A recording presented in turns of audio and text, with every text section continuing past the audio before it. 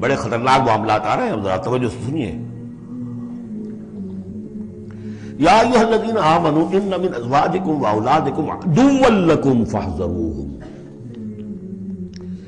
اے ایمان کے دعوے دارو، تمہاری بیویوں اور تمہاری اولاد میں سے تمہارے دشمن ہیں، ان سے اپنے آپ کو بچا کر رکھو۔ فاحذروہ، یہی ہم پڑھ چکے ہیں پہلے لفظ، حضور سے کہا گیا تھا ہم العدو فاحذرہم قاتلہم اللہ انا یؤفکون۔ بیوی کی محبت ہے، بیوی کی فرمائش یہ ہے۔ اب میاں صاحب جو ہیں کیا کہیں، مجبوری ہے، بچوں کو اچھے سے اچھا تعلیم دینی ہے، حلال سے نہیں ہوتی، حرام سے۔ گھر بار چھوڑو، ملک چھوڑو، جاؤ باہر، بوڑھے ماں باپ مر رہے، پانی دینے والا کوئی نہیں، اور ڈالر اور پیٹرول ڈالر کمانے کے لیے بیٹے گئے ہوئے باہر، کیا کریں؟ مکان بنانا ہے، یہ کرنا تھا، وہ شروع کی تھی، کوٹھی شروع کی تھی، وہ ابھی تک مکمل نہیں ہوئی ہے، وغیرہ وغیرہ۔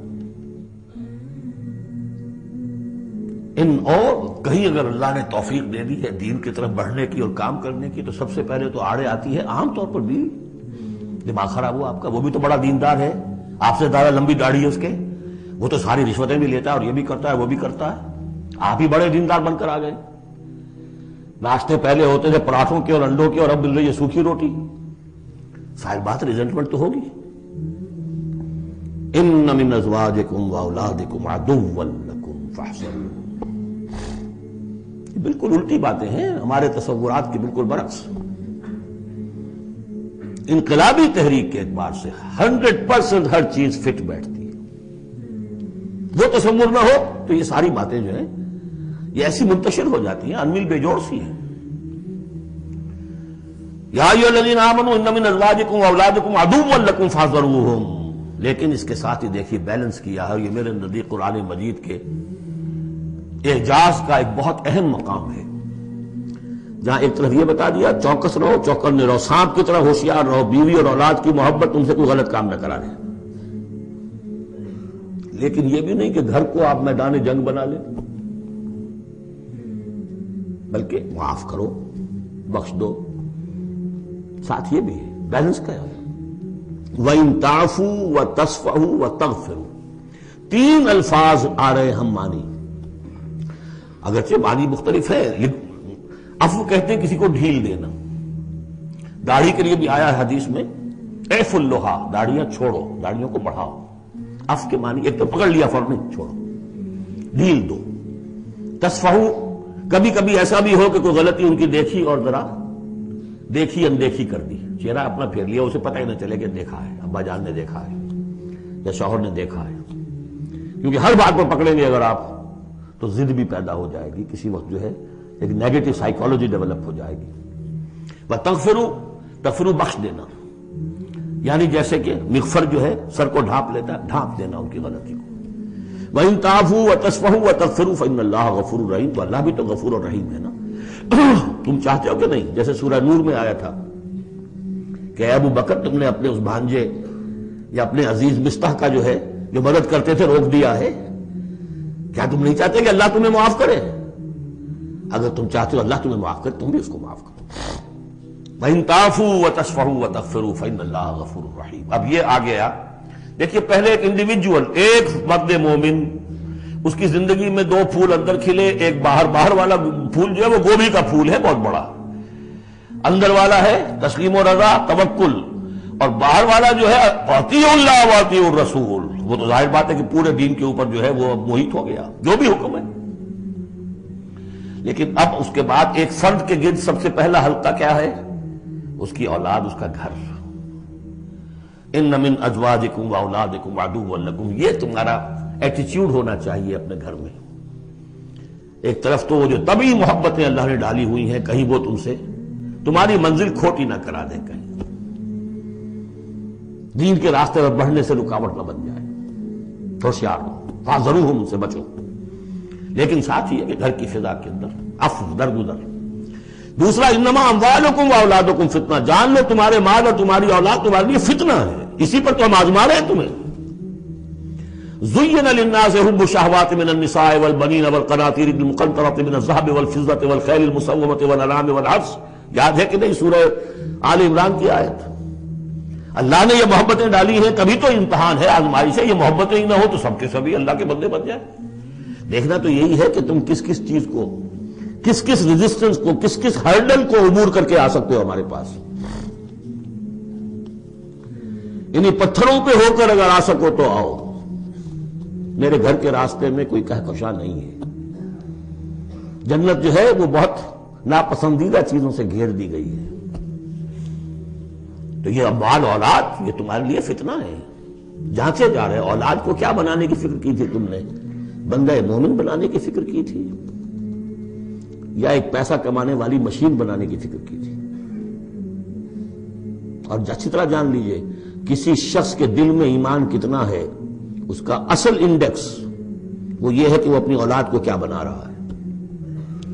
اس نے خود کتنا ہی بہروپ جو ہے وہ بنا بیٹھا ہو، بہت بڑا عالم دین اور مسند نشین اور بہت بڑا صوفی اور بہت بڑا مرشد، لیکن یہ دیکھیے اس نے اپنی اولاد کو کیا بنانے کی کوشش کی ہے. اس کا اصل جو باطن ہے وہ وہاں نظر آئے گا. ویلیوز جو اس کے اندر ہیں وہ وہاں نظر آئے گا.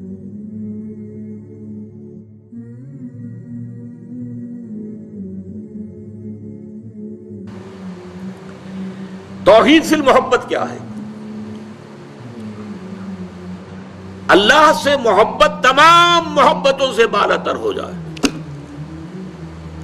کوئی محبت اللہ کی محبت سے اوپر تو نہیں، برابر بھی نہ ہو. برابر ہونا شرک ہے، اوپر ہونا تو سمجھیے کہ اور پتہ نہیں شرک کے علاوہ بھی کوئی اصطلاح میں ایجاد کرنی پڑ جائے گی.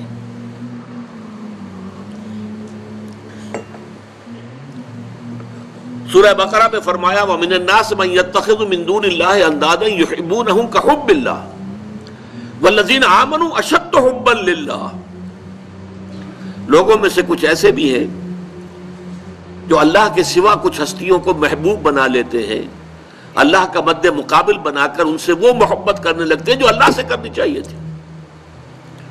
وَالَّذِينَ آمَنُوا أَشَدُّ حُبًّا لِلَّهِ. اور جو واقعتاً اہل ایمان ہیں وہ شدید ترین محبت کرتے ہیں اللہ کے ساتھ. تو قرآن یہ نہیں کہتا کہ آپ والدین سے محبت نہ کریں، کرو، لیکن والدین کی محبت اللہ کی محبت کے برابر نہ ہو جائے، اس سے بڑھ نہ جائے. اولاد سے محبت کرو، اولاد کی محبت اللہ کی محبت سے بڑھ نہ جائے.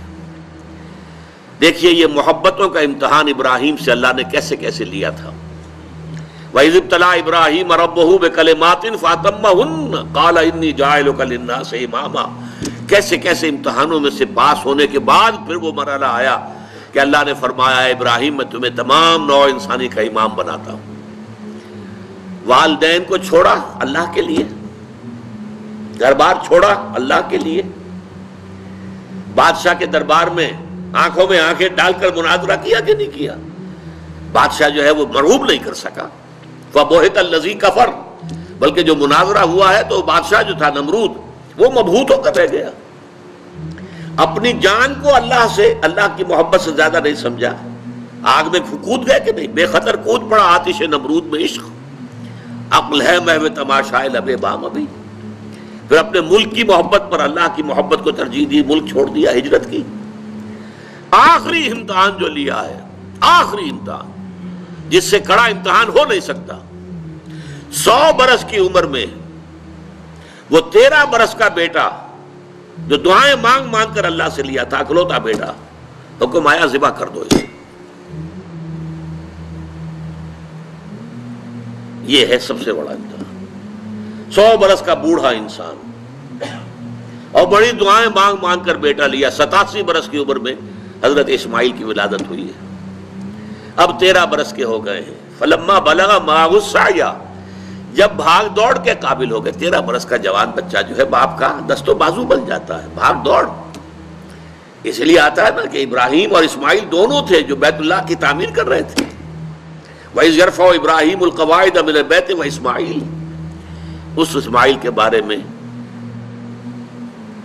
انی ارا فی المنام انی اذبحک فانظر ماذا ترى. اے میرے بچے میں دیکھ رہا ہوں خواب میں، بار بار یہ خواب آ رہا ہے کہ میں تمہیں ذبح کر رہا ہوں. اور اس کے لیے چھری پھیر دی. یہ تو اللہ تعالیٰ نے جو ہے قد صدقت الرؤیا انا کذالک نجزی المحسنین. اللہ تعالیٰ نے کہا بس بس امتحان ہمیں لینا تھا، وہ امتحان پورا ہو گیا. یہ ہے محبت، توحید فی المحبت. اللہ کی محبت تمام محبتوں سے غالب. اور اگر کوئی ایک محبت بھی آ کر آپ کے دل کے سنگھاسن پر اللہ کی محبت کے ساتھ براجمان ہو گئی، بات ساتھ کہہ رہا ہوں، اوپر نہیں، ساتھ بیٹھ گئی آپ کے دل کے تخت پر، تو یہی شرک فی المحبت ہے. اب دیکھیے یہ تو میں نے انڈیویجول لیول پر آپ سے بات کی. اب آئیے اجتماعی سطح پر، بلکہ اسی ضمن میں ایک آیت اور سن لیجئے. اللہ کی محبت کے ساتھ جڑی ہوئی محبت ہے اللہ کے رسول کی محبت، اور پھر تیسری محبت ہے اللہ کی راہ میں جہاد کی محبت. اب توحید فی المحبت کے لیے سورہ توبہ کی آیت نمبر 24 جو ہے وہ لرزا دینے والی بھی ہے اور بہت جامع بھی ہے. قل ان کان آباؤکم و ابناؤکم و اخوانکم و ازواجکم و عشیرتکم و اموال اقترفتموها و تجارت تخشون کسادها و مساکن ترضونها احب الیکم من اللہ و رسولہ و جہاد فی سبیلہ فتربصوا حتی یاتی اللہ بامرہ واللہ لا یہدی القوم الفاسقین. اے نبی ان سے کہہ دیجئے لوگوں دیکھو، اگر تمہیں اپنے باپ، اپنے بیٹے، اپنے بھائی، اپنی زوج، مرد کے لیے بیوی، بیوی کے لیے شوہر زوج ہے، اور اپنے رشتہ دار اور وہ مال جو تم نے بڑی محنت سے کما کر جمع کیے ہیں، اور وہ کاروبار جن کی کساد بازاری کا تمہیں ڈر رہتا ہے، اور وہ محل، وہ حویلیاں، وہ مکانات جو تم نے بنائے ہیں تمہیں بہت محبوب ہیں، اگر ان 8 چیزوں کی محبت زیادہ ہو گئی تمہارے دل میں اللہ کی محبت سے، اس کے رسول کی محبت سے اور اس کی راہ میں جہاد کی محبت سے، تو جاؤ دفع ہو جاؤ، انتظار کرو یہاں تک کہ اللہ اپنا فیصلہ سنا دے. اور اللہ ایسے ناہنجاروں کو ہدایت نہیں دیتا. 8 محبتیں ایک پرڑے میں ڈال لیجئے: باپ کی محبت، بیٹے کی محبت، بھائی کی محبت، بیوی کی محبت، رشتہ داروں کی محبت. 5 مال کی 3 شکلیں: جائیداد، کاروبار اور کو نقد.